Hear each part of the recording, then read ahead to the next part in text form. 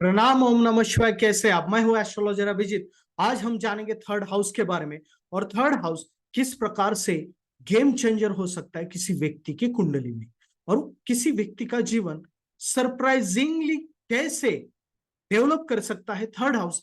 ये आज हम जानने की कोशिश करेंगे। तो इसलिए आज के विषय को समझने के लिए आप बेसिकली थर्ड हाउस के स्ट्रक्चर को समझना बहुत जरूरी है। इसलिए हम जो बेसिक स्ट्रक्चर है थर्ड हाउस का, और आज हम क्या क्या देखने वाले हैं ये पहले हम देखते हैं। तो थर्ड हाउस आज क्या देखेंगे हम? तो आज का टॉपिक है third house. About the third house देखेंगे, फिर सरप्राइजिंग एलिमेंट यानी कि क्यों है, और टेंथ हाउस के साथ किस प्रकार से करियर में थर्ड हाउस गेम चेंजर हो सकता है ये जाने।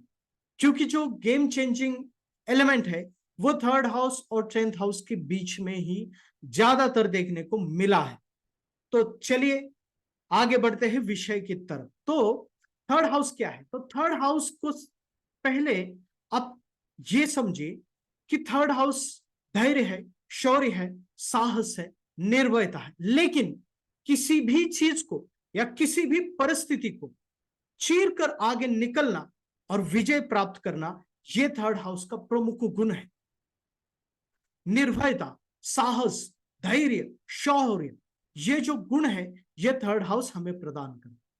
तो इसलिए थर्ड हाउस बहुत ज्यादा महत्व रखता है, क्योंकि लग्न के साथ साथ थर्ड हाउस का बलवान होना बेहद आवश्यक होता है। फिर ज्योतिष में एक तत्व है, एक सूत्र है, इसे पहले आप जान लीजिए, क्योंकि बेसिक स्ट्रक्चर को भी समझना बहुत आवश्यक है। तो सूत्र यह है कि कोई भी भाव या कोई भी हाउस ठीक उसके सामने जो सप्तम भाव होता है उसके ऊपर अवलंबित होता है। किस प्रकार से? जैसे कि प्रथम भाव खुद जातक है, तो और उसका सप्तम भाव जो है वो उसका लाइफ पार्टनर है। यानी कि उसका लाइफ पार्टनर जिस प्रकार से होगा, जैसा होगा, उसका नेचर जिस प्रकार से रहेगा, उसका सीधा सीधा परिणाम असर उस जातक पर होगा। यानी कि जीवन साथी की सोच, जीवन साथी का नेचर, इसका सीधा डायरेक्टली इंपैक्ट उस जातक पर होने वाला है। इसलिए प्रथम भाव सेवंथ हाउस के ऊपर भी बहुत ज्यादा निर्भर करता है। तो सेवंथ हाउस किस प्रकार से है, उसकी पोजीशन क्या है, इसके ऊपर भी फर्स्ट हाउस का बहुत ज्यादा महत्व डिपेंड है। ठीक इसी प्रकार से इसी सूत्र का आप इस्तेमाल कीजिए। और नाइन्थ हाउस से अगर आप देखेंगे, नाइन्थ हाउस क्या है? हमारा भाग्य है। और ठीक नाइन्थ हाउस से सेवंथ हाउस आता है थर्ड हाउस। यानी कि हमारा भाग्य भी हमारे प्रयास, धैर्य, शौर्य, साहस और किसी भी परिस्थिति को भेद कर आगे निकलना, ये जो क्षमताएं हमारे भीतर होती है उसके ऊपर अवलंबित है। यानी कि हमारा जो भाग्य है नाइन्थ हाउस ठीक उसके सप्तम भाव के ऊपर निर्भर है, यानी कि थर्ड हाउस के ऊपर। इस सूत्र को आप जानिए। नाइन्थ हाउस हमारा भाग्य है, थर्ड हाउस हमारा प्रयास है। इसलिए भाग्य को प्रफुल्लित करने के लिए, चार्ज करने के लिए प्रयास की अनिवार्यता होती है। इसलिए भाग्य के जितना भाग्य का महत्व है उतना ही मनुष्य जीवन में प्रयास का भी महत्व है। तो प्रयास के बिना भाग्य ऊर्जित अवस्था में नहीं आ सकता। इसलिए प्रयास का बहुत ज्यादा महत्व है। और थर्ड हाउस इसलिए सबसे ज्यादा महत्वपूर्ण है, इसके दो फैक्टर्स है। अगर आप देखेंगे थर्ड हाउस के दो फैक्टर्स के बारे में, तो वाई सरप्राइजिंग एलिमेंट क्यों है, गेम चेंजिंग जो एलिमेंट है थर्ड हाउस में वो क्यों है? क्योंकि third house is eight from the eighth house. अगर आप देखेंगे तो थर्ड हाउस इज,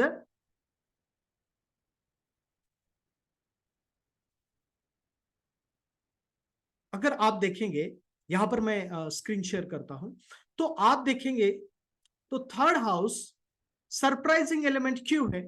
क्यों सरप्राइजिंग एलिमेंट थर्ड हाउस में या गेम चेंजर एलिमेंट छुपा हुआ है? तो यहां पर आपको पता चलेगा। तो यहां पर देखिए, थर्ड हाउस का अगर आप स्ट्रक्चर को समझेंगे तो इस चीज को आप भली भांति समझ सकते। तो ये है एट्थ हाउस, और ये है थर्ड हाउस, और ये है नाइन्थ हाउस। तो इस स्ट्रक्चर को समझिए तो आप game changing element, surprising element को आप समझ सकते हैं।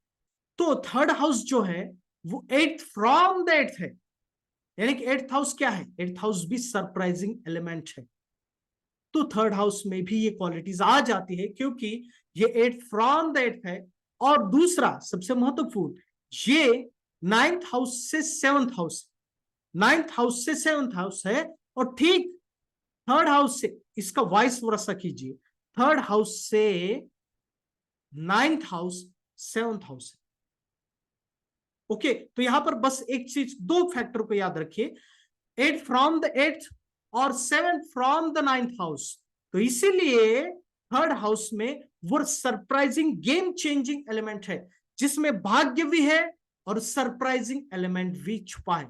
यानी कि सरप्राइज, भाग्य और प्रयास, ये तीनों का कॉम्बिनेशन कहीं ना कहीं तो थर्ड हाउस में है। तो ये चीज जानने के लिए, प्रैक्टिकली देखने के लिए हम प्रैक्टिकल एग्जाम्पल का सहारा लेते हैं। तो प्रैक्टिकल एग्जाम्पल यहां पर देखते हैं। तो यहां पर आप देखेंगे थर्ड लॉ। ओके, हाँ, दूसरा फैक्टर ये है कि ये चीजें जानने के लिए हमें 10th हाउस का कनेक्शन बहुत आवश्यक होता है। तो 10th हाउस और थर्ड हाउस का कनेक्शन मस्ट है। और किस प्रकार से आना चाहिए ये भी यहां पर समझिए। तो लॉर्ड के साथ आना चाहिए, यानी कि 10th लॉर्ड या थर्ड लॉर्ड। फिर एक्सचेंज, अगर थर्ड हाउस और 10th हाउस में एक्सचेंज है। नेक्स्ट, नक्षत्रों के माध्यम से भी आना चाहिए। किस प्रकार से, वो हम प्रैक्टिकली देखेंगे। नक्षत्र का कनेक्शन जब भी आता है तो हाउसेस मस्ट है, थर्ड हाउस, 10th हाउस, ये तो प्राइमरी हाउस है। फिर सेकंड हाउस, फर्स्ट हाउस और 11th हाउस, इनके माध्यम से अगर नक्षत्र का कनेक्शन आ रहा है तो ये सरप्राइजिंग या गेम चेंजिंग जो फैक्टर है वो एक्टिवेट अवश्य ही होता है। और ये कब फ्रूटफुल होता है, तो वो दशा में। तो इस पूरे विषय का हम प्रैक्टिकल एनालिसिस यहां पर अभी देखते हैं। तो ये प्रथम कुंडली, यहां पर देखिए थर्ड हाउस, थर्ड लॉर्ड जो है वो Mars, third Lord place in the 10th house, यानी कि मार्स केतु। ओके, तो मार्स के साथ है। तो जिस कारण अगर आप यहां पर देखेंगे तो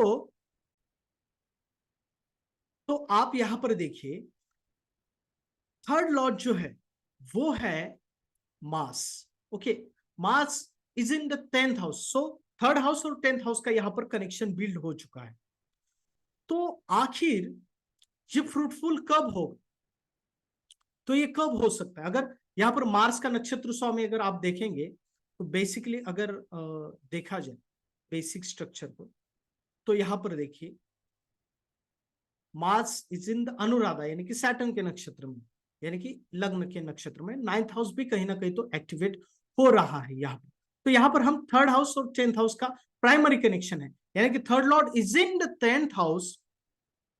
सो कहीं ना कहीं तो गेम चेंजिंग फैक्टर जो है यहां पर एक्टिवेट हो गया है इस कुंडली में। तो ये कब एक्टिवेट होगा, अगर आप देखना चाहते हो तो यहां पर देखिए इस व्यक्ति की कुंडली में। तो इस व्यक्ति को मार्स की दशा आरंभ हुई 2012 से। ओके, 2012 से लेकर 2019 तक इसको मार्स की दशा थी, यानी कि मंगल की दशा। तो हुआ पहले पहले ये हुआ कि मून की दशा में ठीक ठाक चल रहा था 2011 से 11 तक। जब मार्स की दशा आरंभ हुई, ये व्यक्ति एक डॉक्टर है, डॉक्टर का प्रोफेशन है इनका और खुद का क्लिनिक भी है। तो पहले प्रैक्टिस सर्वसाधारण ठीक ठाक थी, ओके, उतनी बढ़िया नहीं थी। लेकिन जैसे ही मार्स की दशा आरंभ हुई, प्रैक्टिस उनकी, यानी कि क्लिनिकल प्रैक्टिस जो थी वो अचानक से बढ़ गई। सरप्राइजिंगली इंप्रूवमेंट हुआ, बेहतरीन इंप्रूवमेंट हुआ। इतने पेशेंट आने लगे कि वो कहीं ना कहीं तो उनकी जो प्रैक्टिस थी बहुत बढ़ गई, उनका जो गुडविल था वो भी बढ़ गया। तो यहां पर कहीं ना कहीं तो मार्स की दशा में गेम चेंजिंग फैक्टर हो गया। और ये लगभग 6-7 साल ये कंटिन्यूअसली चलता रहा मार्स की दशा में। फिर राहु की दशा आई, वो अलग बात है। लेकिन यहाँ पर गेम चेंजिंग फैक्टर यहाँ पर देखिए, मार्स की दशा कब फ्रूटफुल हुआ, मार्स की दशा में। Third lord is in the 10th house. Okay, इस प्रकार से नेक्स्ट एग्जाम्पल अगर आप देखेंगे तो सेम फैक्टर, एक यहां पर देखिए third lord Saturn place in the 10th house is in Moon नक्षत्र and Moon place in the 12th house, यानी कि थर्ड लॉर्ड सैटर्न दशम भाव में है और दशम भाव में वो मून के नक्षत्र में है और चंद्रमा 12th हाउस में है। तो इस व्यक्ति का जब सैटर्न के अंतरा आई मरकरी की दशा में जब सैटर्न के अंतर आए 2017 से लेकर 2020 तक, तो ये जो 2 ढाई 3 साल थे इस व्यक्ति के लिए बहुत ही बढ़िया गए, गेम चेंजिंग साबित हुआ इनके करियर में और बहुत ऊंचाई तक, यानी कि सरप्राइजिंग एलिमेंट हुआ।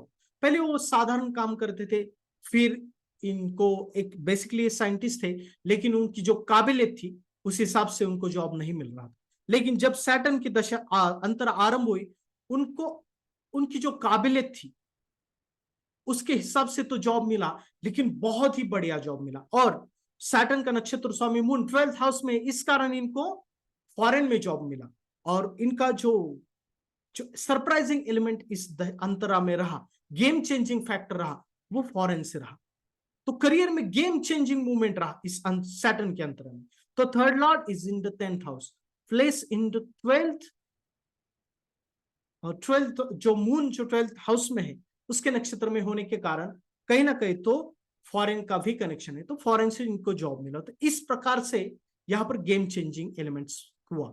नेक्स्ट, जो सबको मालूम है, आप सभी इस फैक्टर के बारे में जानते हैं, इसलिए मैं ये कुंडली यहां पर ले रहा हूं। ये है भारतीय जनता पार्टी यानी कि बीजेपी की कुंडली। अगर आप यहां पर देखिए, थर्ड हाउस और 10th हाउस का यहां पर कनेक्शन देखिए।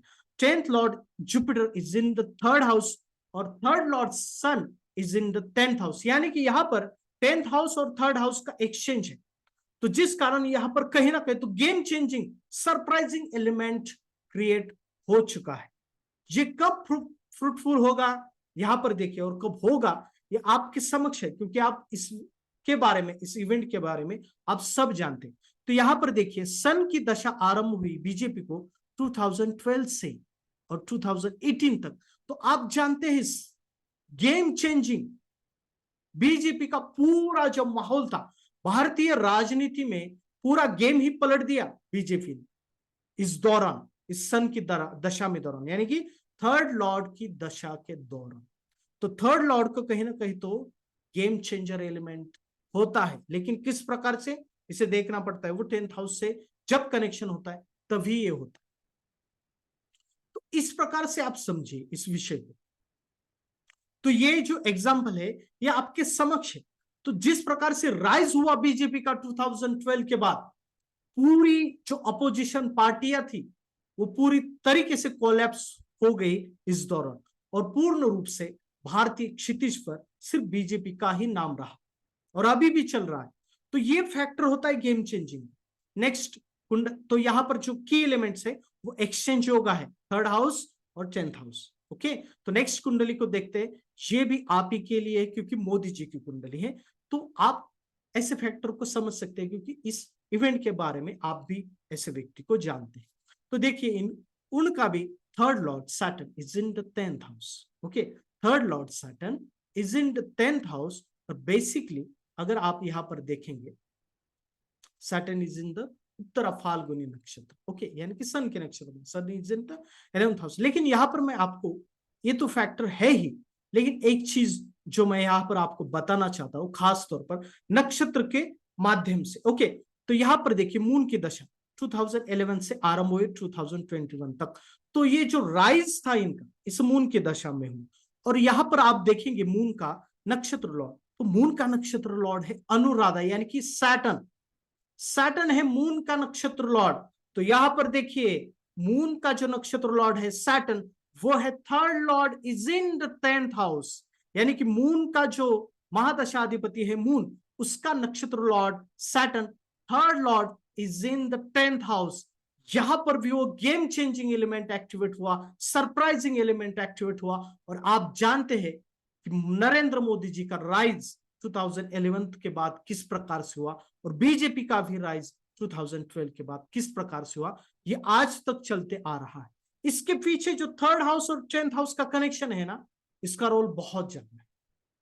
इसलिए 3rd हाउस को सही तरीके से जानना बहुत आवश्यक होता है।